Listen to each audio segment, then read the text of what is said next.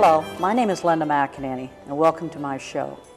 One thing I like about living in central Missouri is that people in this part of the state, probably all over the state, but people see a need and they do whatever they can to solve that need, especially in our non-for-profit organizations. With me today is a guest who saw a need and she's doing something about it.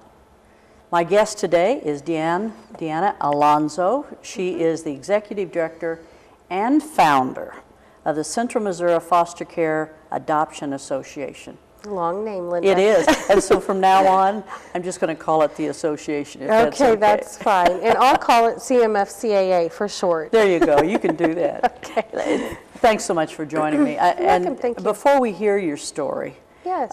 Talk a little bit about the organization. What's your mission? So CM FCA is to support, advocate, and educate for all foster, adoptive, kinship, guardianship families, youth, and children in the central rural region of Missouri. So that's kind of, that's a 13-county region to us. Okay. So that's what we do. We try to do as much wraparound as we can so that the families stay intact. Now, you used a couple of terms, and I'm not familiar with. Sure. Kinship, guardianship. What's the difference between those two? Sure. Kinship is by blood, and so that means grandma and grandpa's, aunt and uncles. It may even be a third cousin. So that's kinship, and that's what we mean by first generation kinship. Now, whenever they talk about second generation kinship, that might be your neighbor, your teacher, your mentor, things of that nature. Guardianship is typically when a family member takes a child, but they don't sign any kind of contractual agreements. It's just kind of watching over them for a time being so that their families can get it, back together and maybe take some counseling or things that they need. And then typically the children will go back home.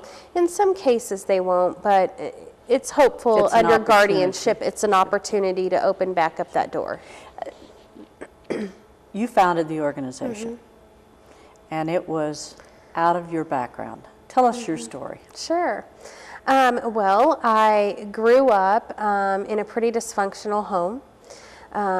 It was running from place to place as I can remember, and I broke the cycle of abuse in my family at about the age of 11. Then I asked to be placed in the foster care system, which is quite strange. Because normally kids will be pulled out of their homes.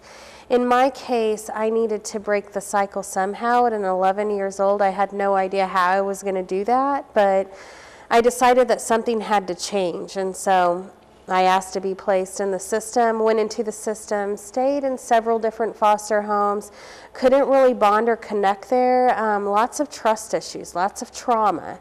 And so I moved from that situation, talked to my JO. It was a mutual agreement because I was under a behavioral contract, meaning I was a behavioral foster child. I had some major issues because of that trauma, and I just didn't know how to bond or attach to people. And so we moved me into a residential treatment facility, and that was down in Joplin in a place called Ozark Center. I remember it quite well. I went down there and stayed for several years and returned back to another foster home, and then aged out of the system and became homeless for about a year. Wow. So it was aging out. At what age does that take place? Aging out typically happens at the age of 18. However, Missouri, we've been putting this in front of legislators for about 5 years now. The need for these kids to be able to have a bounce back pass to come in back into the system if they felt the outside world, they couldn't connect or find anybody, any support or anything like that. Instead of ending up in our Department of Corrections, another institution that just really wasn't going to support them and under petty crimes and different things like that. SB 205 allows them to come back now. So they do have an opportunity to come back, but they have to go in front of a judge, and they have to make sure that they have reason to believe that they will be productive citizens. Right. You mentioned your juvenile officer. Undoubtedly, you had to have some good advice during that time, because 11-year-old, I can't even imagine. Was that person like a mentor to you, or where did you find the strength to go through this process? To tell you the truth, Linda, me and my JO really didn't get along at first. Gotcha. Okay. I felt like she was telling me what to do, like if it was the wrong thing to do to ask to come into the system. However, over time, I did find that her advice to me was pretty significant compared to all the other advice that I got in my life. So I took it to heart. I started listening. I started paying attention. The house parents in the residential treatment facility, I remember him singing me the Rolling Stones song, you don't always get what you want, you get what you need. Yeah. And he was a burly man, and he looked like a lumberjack, but he was just wonderful, and I remember that even today, how wonderful it is to be able to give back, that the world doesn't owe us anything, that we owe the world. And we cannot, and what I try to advocate for these kids is, we cannot be a victim forever. We have to forgive, and we have to move on. And that's what CM FCA encourage our kids to do, to find their footing in this world, find a place to give back, and be the best that you can be. Well, obviously, you put a lot into thinking about this organization, and as a result, and I think we were just talking, you have your 5th anniversary of its formation this year. What are some of the programs that have developed through your knowledge and also through the knowledge of others in helping these children and young people? I shouldn't call them children, but young people. Yeah, we call all of them my children. Okay. But that's okay. CMFCA started the program of the Begin Again Backpack Program.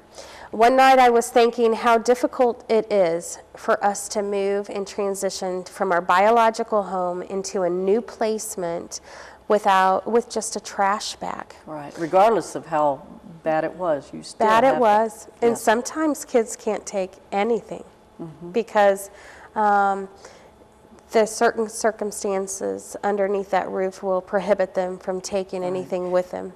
So what is the Begin Again backpack? Sure, we call it the BAB for short. The Begin Again backpack is a tool, actually, and is filled with necessary items from hygiene products to new pajamas to a quilt made by the River Quilt Guild and other community members.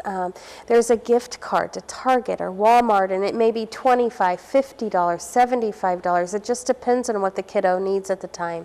We give them school supplies. We give them books from Scholastic. We give them music therapy. We give them stuffed animals, lice shampoo if they need, whatever that family needs to be able to bond with that child without running out to the store is what we want to be able to do.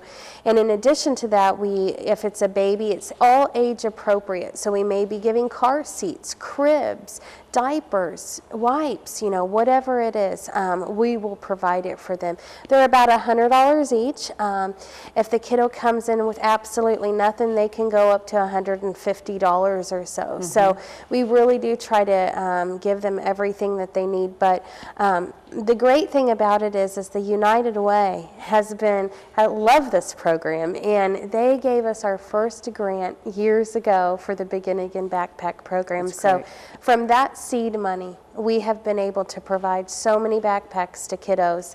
And just 2 weeks ago, we gave 23 backpacks in 1 week. Wow. Now what we have to realize is each one of those backpacks is a little person. That's right. And so, Oh, and we were talking a little bit about the numbers. The numbers were amazing to me. yeah, they're pretty significant if you think about this. So in the state of Missouri alone, there's over 9,400 children. They're broken down into districts and counties and things like that. And so we have a 13-county district for CMFCA. So we have a little over 1,500 kids. It fluctuates from time to time because some go home, some come back in, and so the sibling groups may come in, and you may have 4 to 6 in the sibling group at a time. So the numbers fluctuate, but there is about 1,500 kids at any given time in our rural region of Missouri, and it's difficult to get those kids in and out to counseling appointments and different things like that, or over to supervised visitations when you're in one county and they're over in another county because we don't have enough foster parents in that specific county. That's right. And you said 13 counties, so that's no small area. No, it isn't. And so we're going to take a break right now. When we come back, we're going to talk about some additional programs for young people in addition to how the community can help. So stay with us. We'll be right back.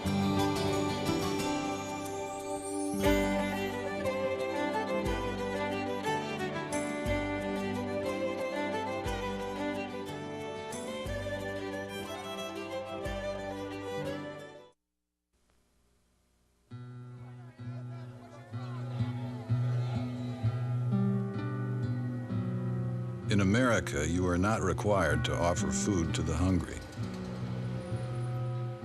or shelter to the homeless. There is no ordinance forcing you to visit the lonely or comfort the infirm.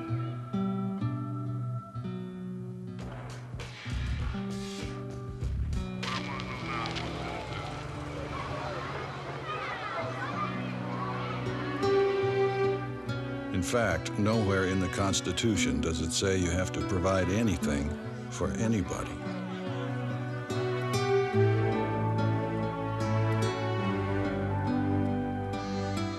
Thank you for all you've given. Imagine what more could do.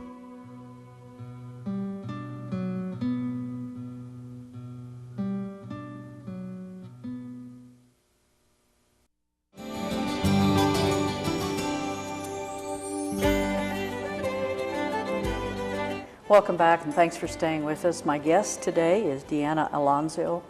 She is the Executive Director and the founder of Central Missouri Foster Care Adoption Association. And you know what? We were just talking about your background and how it became a form, an idea of an opportunity to help young people. We just talked about the Begin Again backpacks, but there, I'm also interested, you have a program that supports young people who are close to aging out. Sure. Tell us about that. So the Transitions program, and that's what they're doing, they're transitioning to adulthood. The Transitions program matches each youth with a mentor. The youth that come in to the program are seniors in high school. They are then matched with a mentor for 2 years, a community mentor. What they do is they walk them through to the end of their freshman year of college. Transition Student is a program built off a catalyst for post-secondary education. And so it offers a life skills retreat, and we have that at Windermere at the Lake of the Ozarks, a really beautiful place for kids to get away and to reflect and think about their future. In addition to that, they work on a toolkit that talks about education, budget, housing, grocery shopping, you know, all of those things that you and I take for granted, but they've never been able to do.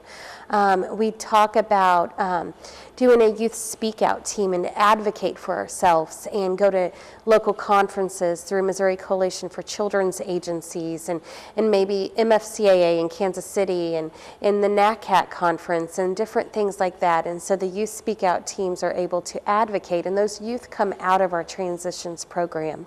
In addition to that, they have to maintain a GPA of 2.5.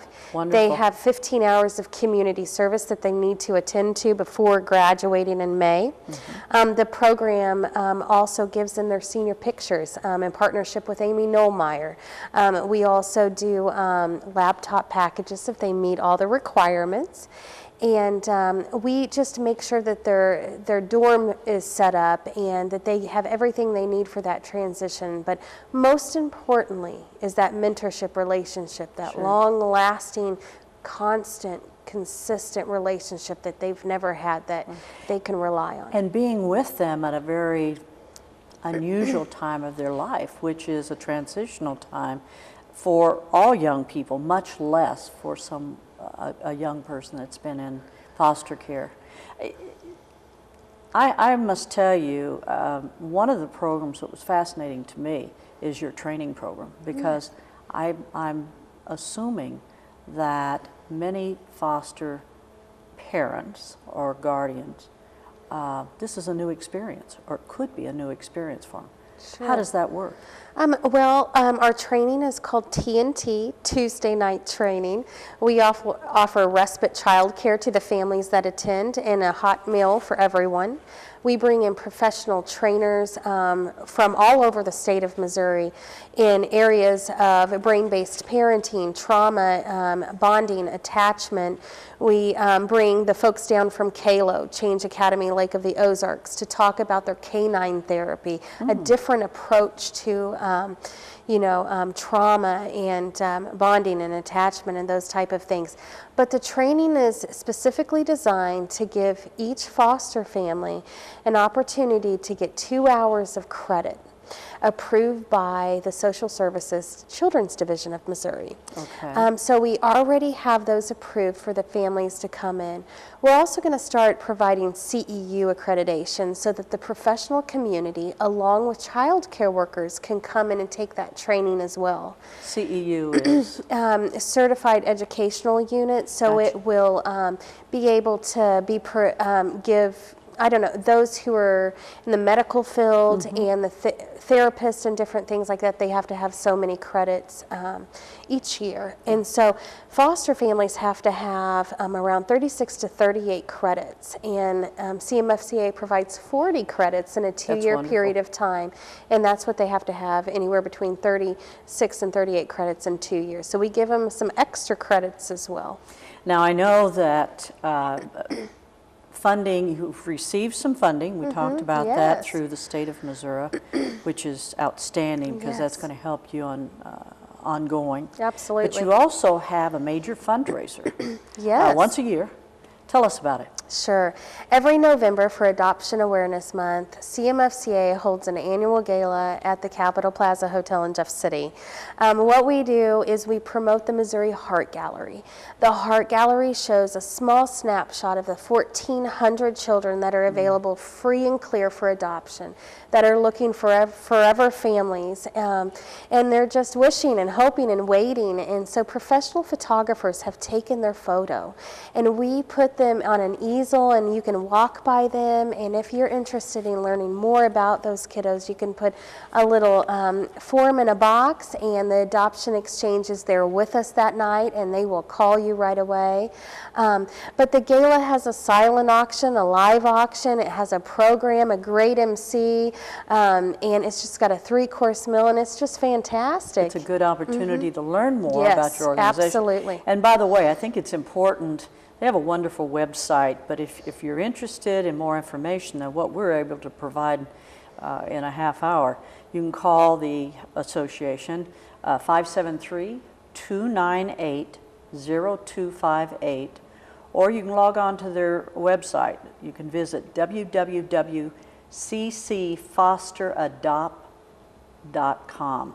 A lot of good information on there, and you've provided some great information and kind of some steps of going forward.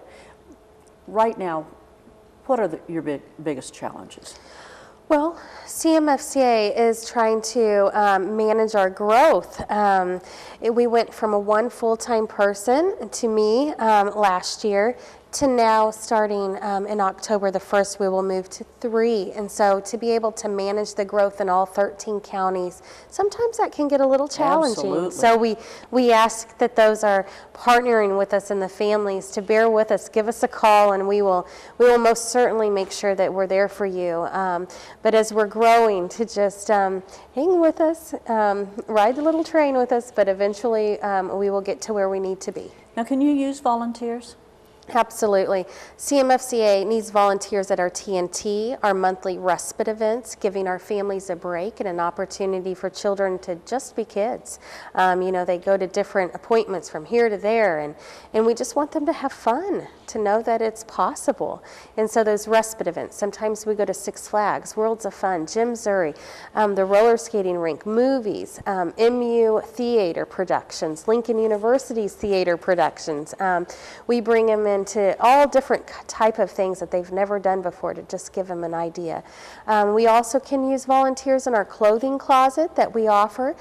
We have a boys and girls clothing closet. Where is that, by the way? So that's at 1119 Jefferson Street. That's our office. We call it the Resource Center. It's a little red brick house on the campus of Memorial Baptist Church. Okay. And so here in Jeff City, and so that's our hub, and we'd love for people to just stop by and see how you can get plugged in.